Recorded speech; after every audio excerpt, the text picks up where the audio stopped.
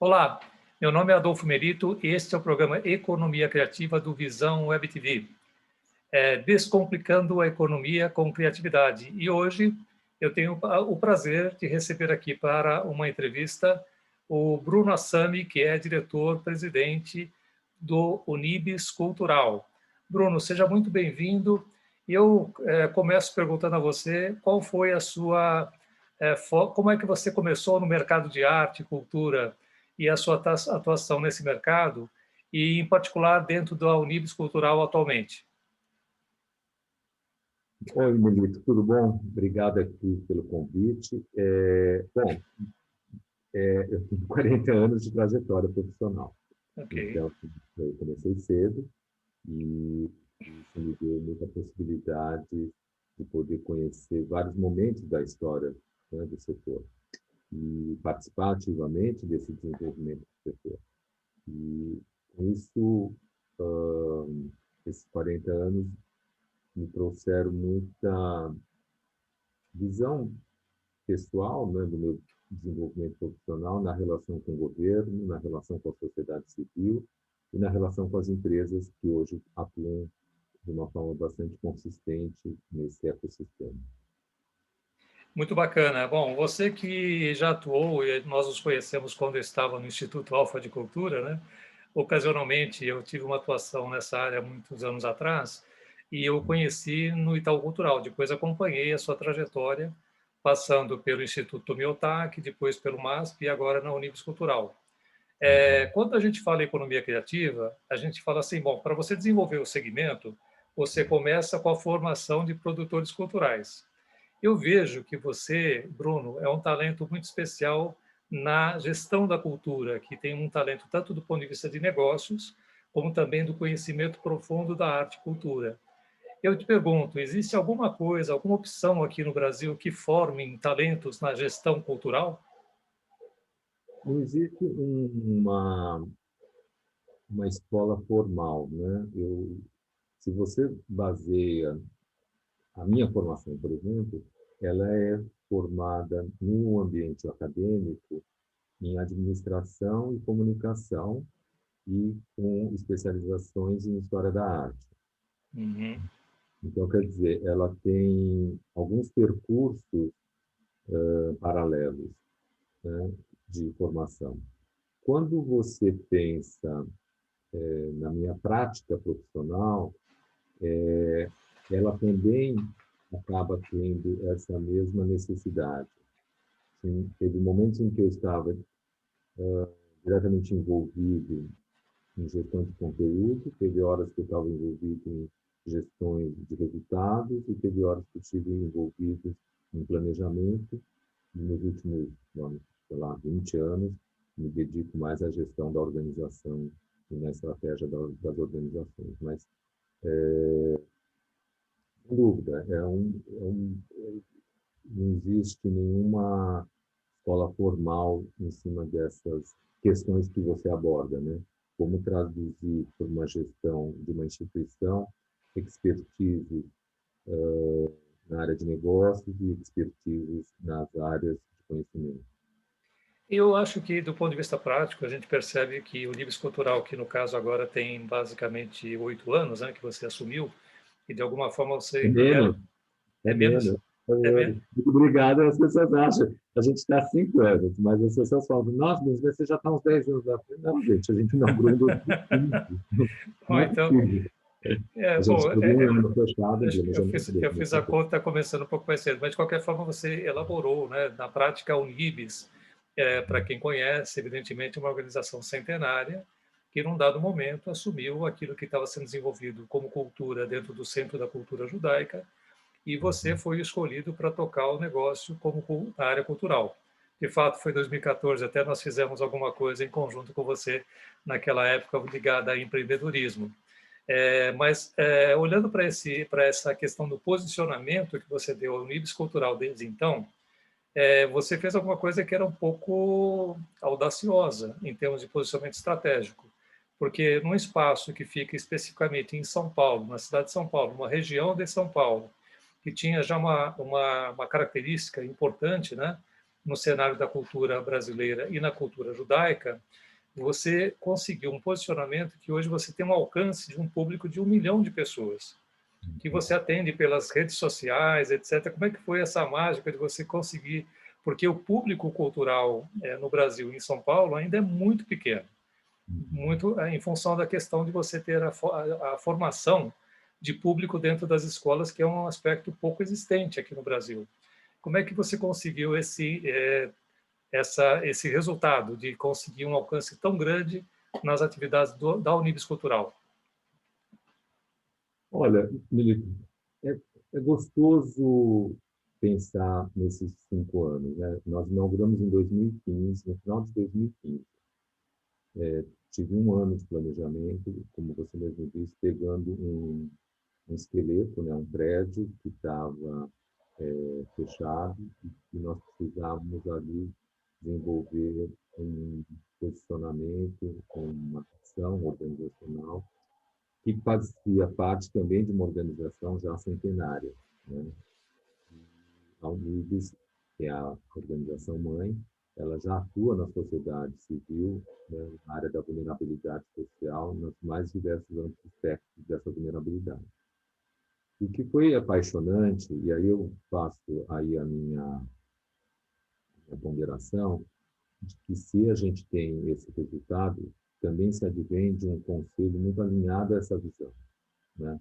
Não é um trabalho da qual eu idealizei e estou implantando dentro do meu espectro de visão.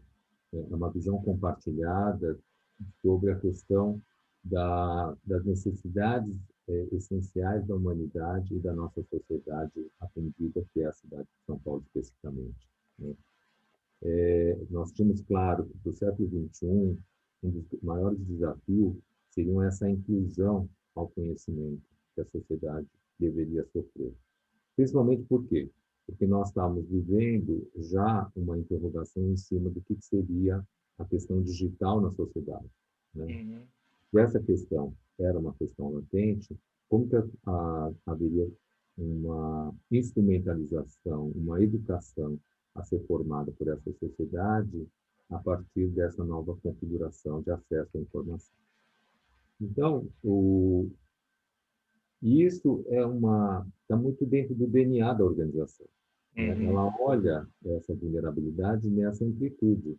Ela não olha simplesmente a vulnerabilidade econômica numa ponta do processo, que é da linha da pobreza social e econômica, mas ela olha também a outra linha da vulnerabilidade, que é o indivíduo destituído dos seus valores como cidadão e com os valores democráticos. Então, é uma riqueza, né, de você poder representar uma organização com essa magnitude, dessa magnitude, né? E, e eu devo te dizer, confidenciando aqui, confidenciando tudo, parece um paradoxo, mas Sim. a minha agenda pessoal, profissional, atualmente, ela é muito prazerosa, porque eu tenho 4 agendas de trabalho e essas 4 organizações, elas são extremamente comprometidas com a real missão e valores delas. Não existe uma agenda oculta por parte desses conselhos representados, né? Então, obviamente, meu trabalho flui com uma potência muito mais assertiva, a minha visão estratégica consegue ir mais além do que normalmente você iria em situações quando um board não está tão alinhado às mesmas visões ou vice-versa. Então, esse é um ponto. O ponto que você comenta sobre essa amplitude de audiência, de público, realmente isso é bastante importante ressaltar. Foi parte da estratégia, Melito, não tem aqui nenhuma casualidade. Uhum. Mas, há uma interpretação da minha parte que era a seguinte: eu sabia claramente que o setor cultural, o sistema da arte estava muito focado, né, para um perfil de sociedade, da nossa sociedade. E quando se pensava no espectro a ser atingido, ou seja, na outra população que não tinha a formação do hábito cultural, nós tínhamos que olhar a partir delas, não a partir da nossa visão. E essa escola, esse aprendizado, se deu muito ao longo de todos esses anos, né? Com a Unidade Cultural, eu tive a oportunidade, na verdade, de potencializar essa visão de uma forma exponencial. O que eu fiz? Primeiro, eu reconheci que a sociedade é uma sociedade fragmentada. Eu reconheci que a sociedade é feita de nichos, né? E não só indicadores do IDH, que classifica dentro de uma perspectiva, né? A sociedade é muito mais complexa do que somente essas fragmentações da sociedade. Então, não era só uma questão de gênero ou de faixa etária que nós estamos falando. Nós estamos falando de perfis de hábitos sociais e culturais que estavam dentro da sociedade que precisavam ser identificados por nós, porque havia já uma identidade ali que não estava sendo traduzida como formação de audiência para esse ambiente. Então, isso foi a coisa mais complexa. E como nós tínhamos essa audácia, vamos dizer assim, de traduzir 30 áreas de conhecimento, né? Então, você imagina o que foi mapear todas essas 30 áreas de conhecimento a partir desta perspectiva e não somente na perspectiva de faixa etária e de gênero. Então, são variáveis de público que hoje dariam, no mínimo, umas 18 variáveis sobre cada tema. Isso é um ponto.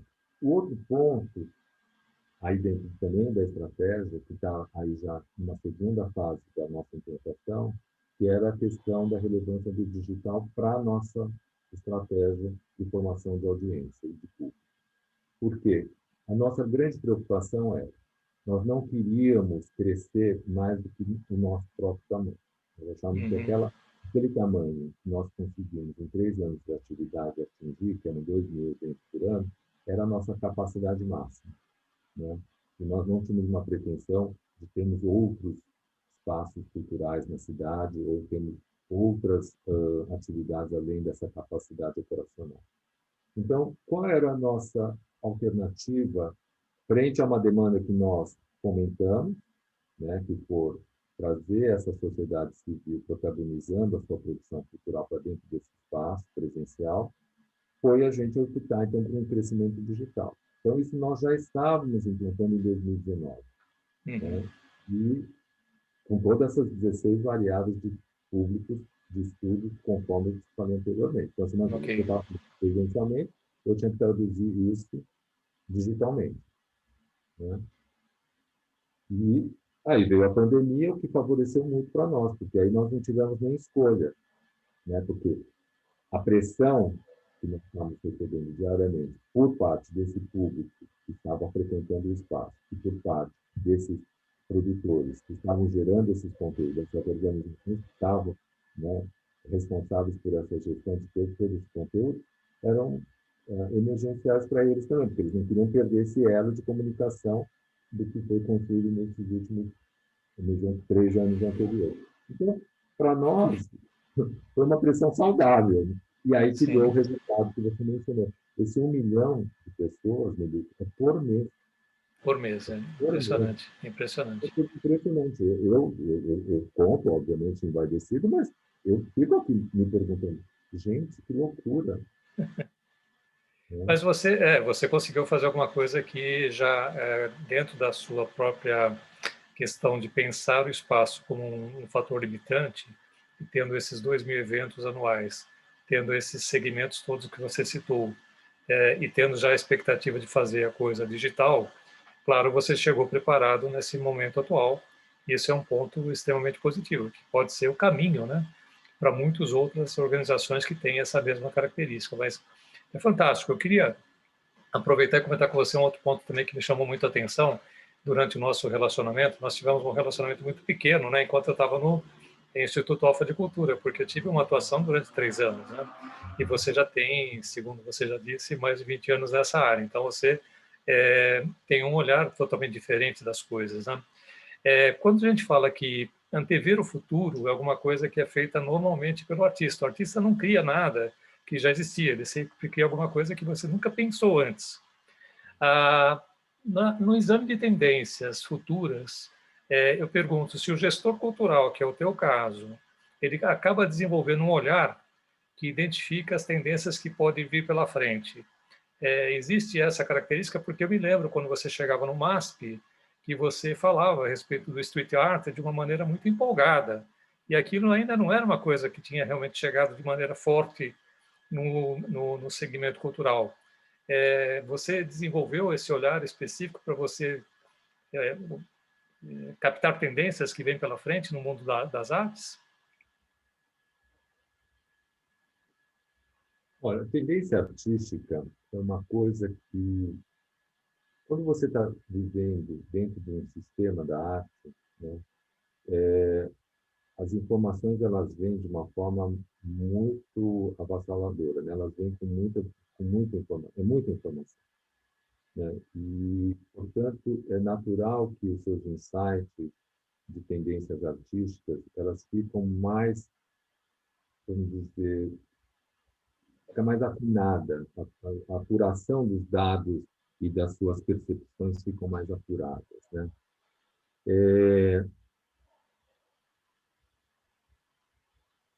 Sim, eu acho que eu diria para você que, do ponto de vista de sistema, sim, você consegue ter alguns olhares de tendência.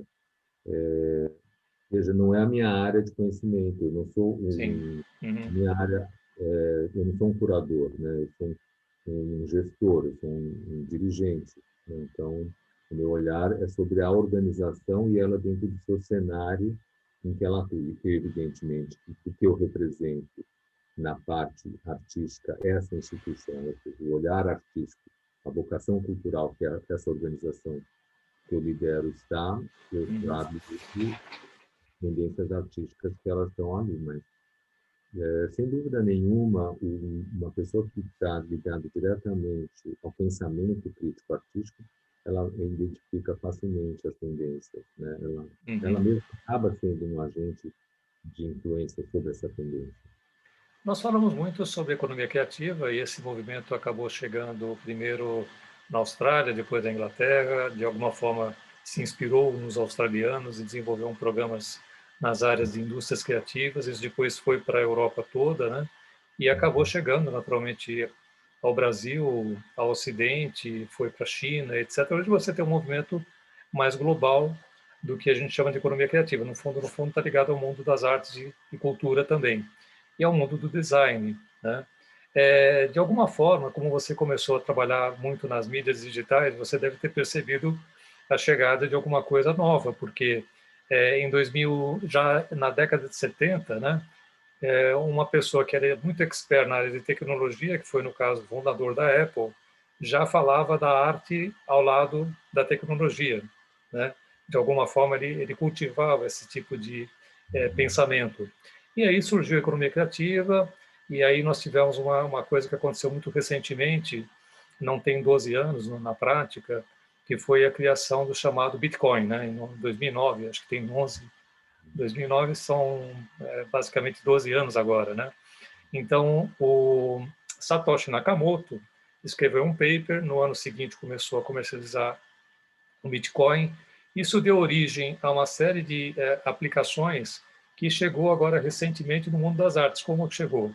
Chegou pelo fato de você ter pessoas que se desenvolvem na área de design gráfico, design computacional, ou mesmo com habilidades que utilizam o computador para poder fazer esse tipo de design, né?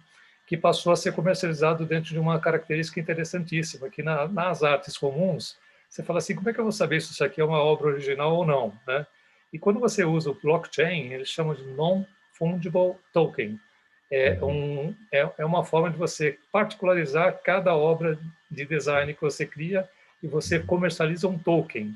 Isso é uma coisa que está acontecendo agora e eu te pergunto, isso foi previsto, estava previsto, como é que você avalia isso do ponto de vista da arte em si e do ponto de vista do mercado de arte, das ofertas e dos colecionadores? Bom, Você começou a falar e eu queria só esclarecer um posicionamento sobre a indústria criativa antes de entrar no NFT. Perfeito. Eu acho importante que o brasileiro entenda que isso não é uma tendência importada, né?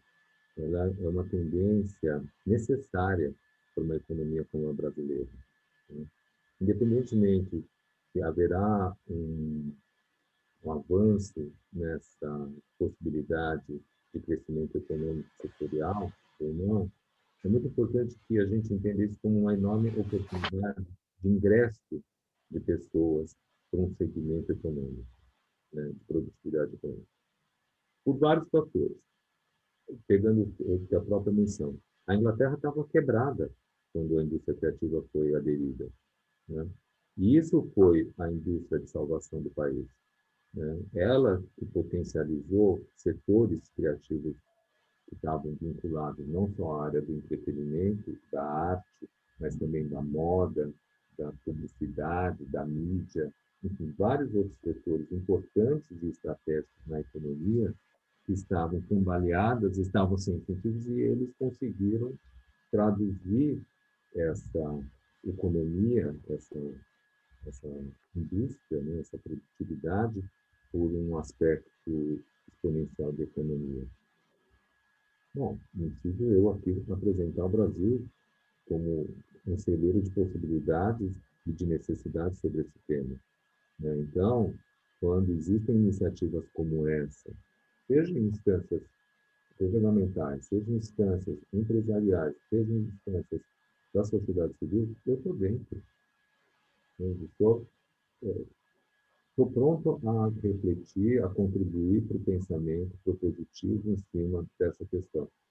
Porque, no fundo, para mim, além de potencializar a identidade criativa brasileira nas suas mais diversas áreas da criação, né, nós estamos falando de oportunidades reais e efetivas de ingresso de pessoas para a economia de um país, o desenvolvimento econômico de um país. Percebe? São duas questões que, para mim, são seminais. A expressão como um processo de identidade, né? E a economia como um processo de inclusão.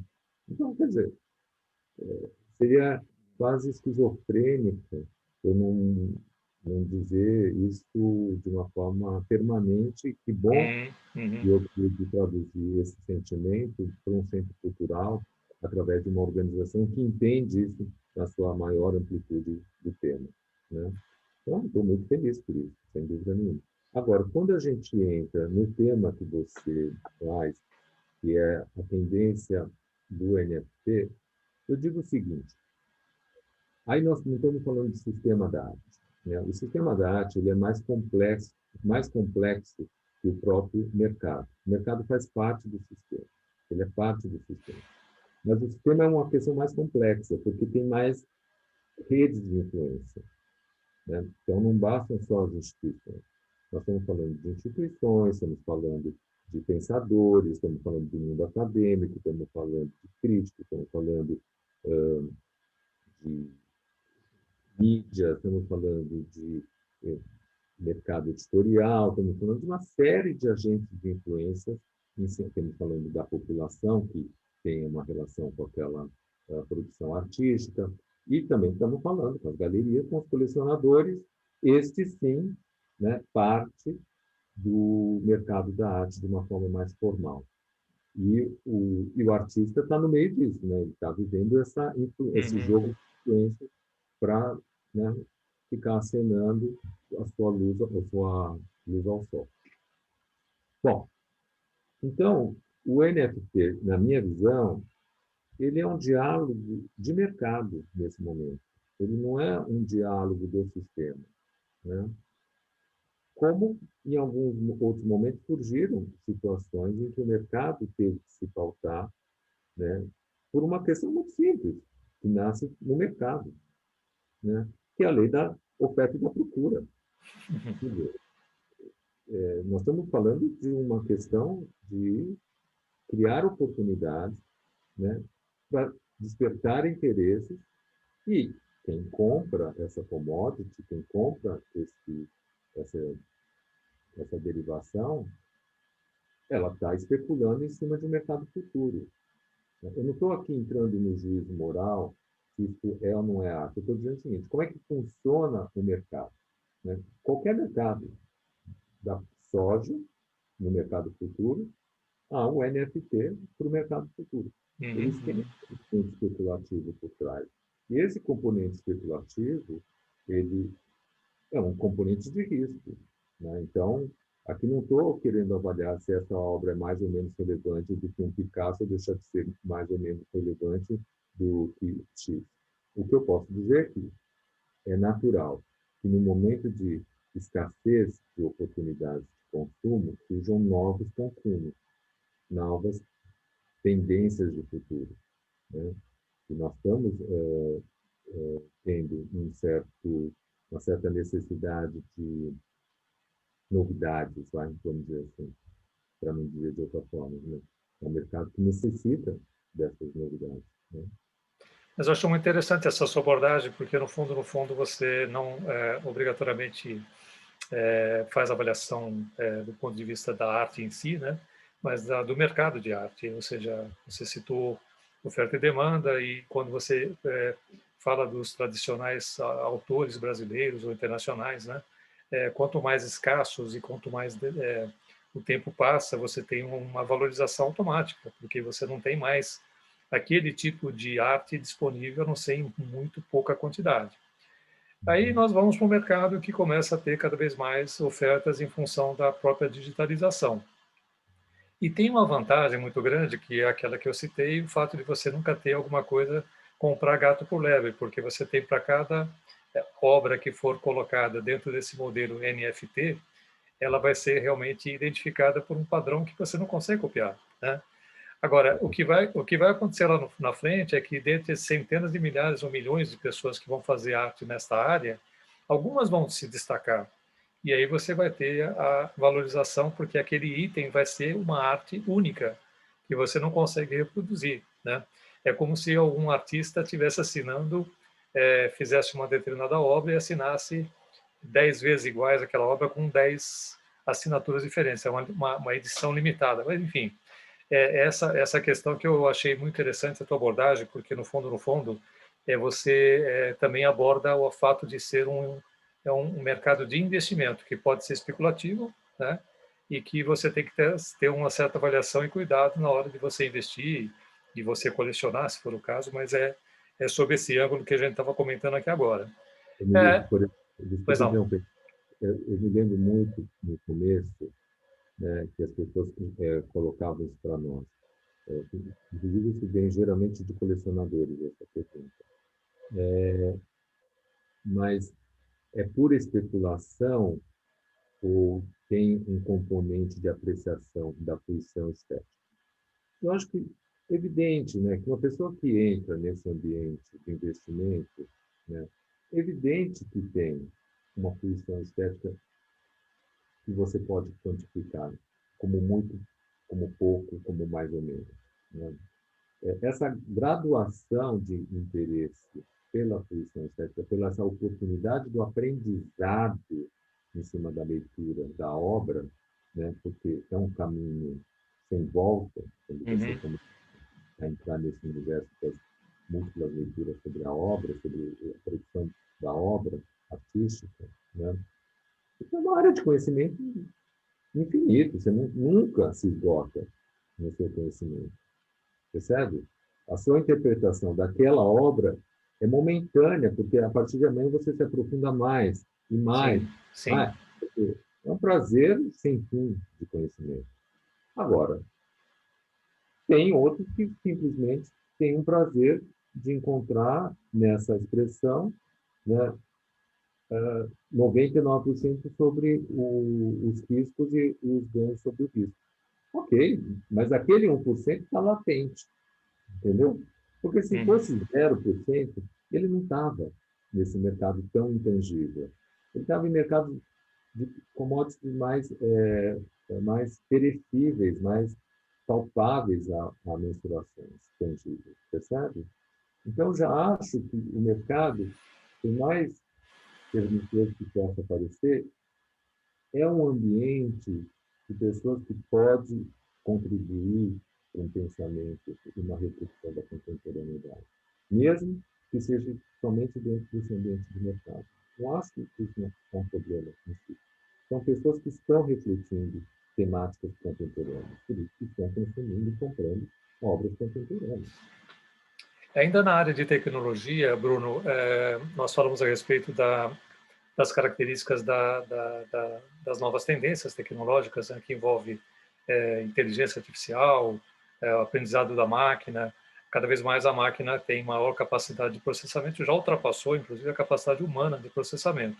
Então, é o que o pessoal chama de singularidade, ou seja, você começa a ter um crescimento exponencial, enquanto que a nossa capacidade fica limitada à curadoria, à orientação, à percepção, digamos, e orientação da máquina na prática. Mas a pergunta seria a seguinte: você vê que no futuro o computador pode ser um artista por si mesmo, a partir dessa inteligência artificial? O futuro é eu não gosto muito de achismo e de bola de cristal, mas eu vou te responder da seguinte forma. É uma provocação essa sua, mas enfim, assim, a arte contemporânea, ela vive sobre um preceito, né, sobre a intenção do artista. Tá? Essa intenção do artista, essa intencionalidade do artista é o ponto de desafio, de interligação entre ele e nós. Uhum. Então, a obra dele se traduz pela intencionalidade. Tá? Tanto que muitas vezes se discute que o processo, né, por exemplo, tem muitos artistas que terceirizam a confecção de suas obras. Né? E muitas pessoas perguntam, mas tirou o fazer, né? Que é um conceito muito fabril, né? Do início da industrialização, ou seja, do modernismo, do período moderno da sociedade. Né? O contemporâneo, ele rompe com esses paradigmas, né? E vai para um outro caminho. Então, por isso o digital cabe no contemporâneo. O que eu estou dizendo é dentro desse paradigma da arte contemporânea, a intencionalidade é que dá a veracidade a ela. Então, eu não consigo, aí, por isso que eu falo, eu não consigo achar, porque eu não sou uma pessoa que gosta de estar falando do que eu acho, né? E também não gosto de ser seguidor de bola de cristal, futurólogo. Né? Se o paradigma da arte mudar dessa perspectiva, em que o artista é o agente de intenção, pode, pode pensar num novo paradigma. Né? Você pergunta para mim o que eu acho disso, talvez eu seja de uma geração que esteja vivendo exatamente o que foram os períodos de ruptura, né, dos movimentos da história da arte. O que o moderno sofreu em ruptura ao contemporâneo. Né?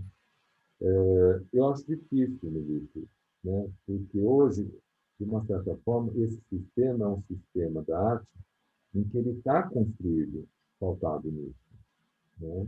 Então, é como se você estivesse também criando um novo sistema da arte que não é mais dentro dessa lógica.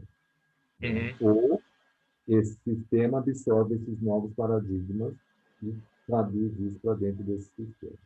Então, essa dinâmica entre o que está construído, consolidado, ou o que se pode criar no paralelo como novos sistemas, aí eu realmente não poderia dizer.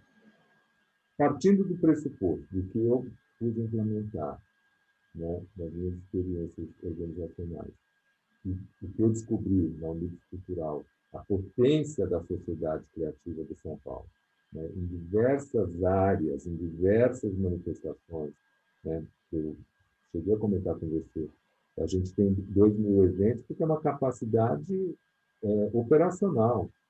Eu teria ali, com certeza, do ponto de vista da produção criativa da sociedade paulistana, 6.000 eventos por ano. Mas assim, Você não faz ideia, Milito. Todo dia é uma escolha de Sofia. É Uhum. uma coisa que você tem que descartar, você tem que dizer não. E dói. Não é que você simplesmente fala assim, ah, não. Dói. Cada não que você tem que dar é uma dor. Porque são potências criativas da nossa sociedade que estão ali, esperando uma oportunidade de serem evidenciadas, de serem traduzidas, de se comunicarem. Quer dizer, é uma beleza, né? Essa nossa cidade. É uma coisa para pouco. É muito bacana, realmente. E só para comentar que, na realidade, quando a gente fala de tecnologia, é uma das carências que o Brasil tem em relação à formação de pessoas que Uhum. estão dentro do mundo do conhecimento digital, seja para desenvolvimento, para programação, para jogos, para software, tudo que você pode imaginar que envolve esse tipo de conhecimento, internet, Bom, qualquer tipo de operação. E isso é um. 1987, né, Itaú Cultural. Eu fiz duas visitas técnicas, uma no, na New York University e a outra no Laboratório de Tecnologia de Pompidou. Era uma visita técnica, porque o Itaú que tem uma vocação tecnológica muito forte até hoje, mas naquela época a imagem estava sendo trabalhada para ter essa configuração, tecnologia e cultural quanto tecnológica. Né? E aí nós temos que conhecer esses dois ambientes. Em 1987, imagina que já lá os diálogos digitais, eles estão, o Pompidou tinha um prédio do lado do Pompidou só para laboratórios de estudos em cima do diálogo entre tecnologia e arte. É Imagina, fantástico, é fantástico. Você está falando de alguma coisa que estava praticamente na origem, antecipando, inclusive, o movimento da internet, né? E 10 anos depois de surgir o primeiro computador. Quer dizer, realmente, nós começamos nesse tema um pouco mais tarde, mas efetivamente, hoje, se reconhece a importância de formação de pessoas nessa área. em E, todas as questões, né? Essa multidisciplinaridade na geração atual, você percebe que a gente acha que é um generalista e que, portanto, é um profissional superficial. Eu já não acho. Eu acho que ele é um generalista, sem dúvida, né? Mas a sinapse dele, né? O filtro de sinapse dele é diferente do nosso. Então, ele consegue ter um plano de execução diferente do nosso, mas tão eficaz quanto. É diferente, é só isso. sim, sim. Mas, sem dúvida nenhuma, nós estamos falando de várias carências que estão ligadas à parte cultural aqui no Brasil e também na parte da tecnologia, e são esses, na realidade, este é o futuro, né? Que espera que seja desenvolvido também no mercado brasileiro, além das competências, né? Em outras áreas que são muito relevantes para nós, como agribusiness e tudo mais. Mas nós estamos chegando ao final da nossa entrevista. Eu queria pedir a você que fizesse algumas considerações um pouco a respeito. Como é que você vê as tendências, né, no mundo das artes, e particularmente levando em consideração a existência de novas tecnologias, ou mesmo de outras considerações que você queira fazer, e ao mesmo tempo também deixando aqui o seu recado final para os nossa audiência e para os estudiosos da arte e da cultura que querem desenvolver negócios nessa área, falar um pouquinho a respeito da Olímpicos Cultural, se você quiser, e, e, e deixar essa mensagem final aqui para os nossos para nossa audiência. Então, peço a você fazer então essas considerações. Bom, eu vou tentar falar um pouco para cada público que você direciona. Para o público artista, primeiro que sim, os desafios têm algumas sinergias com outras multidisciplinaridades. Então, é uma complexidade hoje o artista, principalmente porque tem múltiplas opções para ele poder desenvolver a sua poética. A mesma coisa com relação ao público. Né? Para o público, se force a gostar do hábito cultural, mais do que simplesmente gostar da obra ou da manifestação artística em si, mas de ter o hábito cultural como parte da sua formação identitária. Porque isso te enriquece qualquer perspectiva, inclusive profissional do outro, porque hoje é vital que esse indivíduo consiga fazer múltiplas leituras e a arte ela te ajuda a você ter essa forma de codificação, né? Ela tem codificações que são tangibilizáveis, intangibilizáveis, algumas são visuais, algumas são auditivas, algumas são degustativas, algumas são sensoriais. Quer dizer, essa inteligência de estruturação, né, te fortifica na sua formação. E eu acho que isso, independentemente de função e atividade. E aí você me pediu para falar para o público, para o artista e para mais alguém. Né? Os estudiosos e que têm expectativas de atuar nessa área. Ah, sim. Bom, como toda área, né, é uma área de desafios, né? Buscar essa luz ao sol não é para qualquer um. Eu digo, independentemente de qual atividade, né? Eu acho que é muita resiliência, muito trabalho, muita pesquisa, muita persistência, uma rede de relações que possam contribuir para essa influência, para esse acesso. É um segmento muito pequeno e, portanto, muito fechado. Não dá para também ficar aqui. Eu brinco sempre com artistas, né, que vêm tentando pedir para eu apresentar ele para uma galeria ou para outra, etc. Hoje nem tanto, porque já estou um pouco mais distante da arte contemporânea, né, porque eu estou trabalhando mais com as questões ligadas à indústria criativa, propriamente dita, apesar de que as artes visuais diretamente estão dentro da indústria criativa, eu trabalho mais no business da arte contemporânea do que na estética. Né? Não faço uma coisa de exposições artísticas, eu faço de exposições culturais. E aí eles sempre pediam muitas essas indicações das galerias. E eu fazia uma analogia muito simples. Eu falei, olha, imagina uma galeria, ela tem uma representação como um psicanalista. Ela tem uma capacidade de atender bem, né, X artistas, como um psicanalista. Ele tem capacidade de atender bem X pacientes. Não adianta você querer ser o mais um, porque o mais um você vai ser mal atendido. Uma questão prática. Então, não é que ela é restritiva, sim, ela não quer conhecer seu trabalho, nada, porque ela precisa atender bem os pacientes dela, que são esses X artistas que ela fechou como plano de desenvolvimento da carreira desses artistas. Eu lamento, é um limite. Né? Seria importante que tivesse mais galerias e mais colecionadores ávidos a poder consumir mais arte para você poder ter o seu espaço. Então, é um pouco essa conversa que eu sempre falo para o iniciante, né?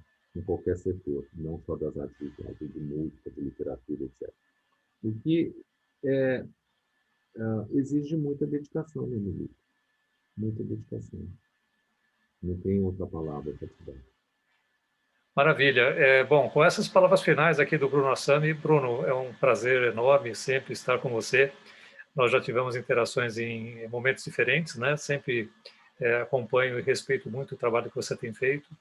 Quando você fala que tem 40 anos de experiência, o pessoal olha para você e fala assim, não é possível, né? Porque você é um jovem. Eu tive problema de começar cedo. Essa aqui foi a grande vantagem. Comecei muito cedo e tive esse Você começou muito cedo, né? Mas parabéns pelo trabalho, é espetacular aquilo que você conseguiu no Livros Cultural, não era, a expectativa era realmente essa, você tem como eu comentei, assim, uma qualificação como poucos diretores executivos da área cultural e da área das artes aqui no Brasil, e foi um grande prazer recebê-lo aqui, e certamente essa nossa entrevista será revisitada muitas vezes. Eu te agradeço aí por ter concedido, e espero revê-lo no futuro breve. Muito obrigado e um grande abraço para você e muito sucesso na Unibis. Obrigado. Obrigado, Melito, você pela oportunidade de a gente poder refletir um pouco nesse momento.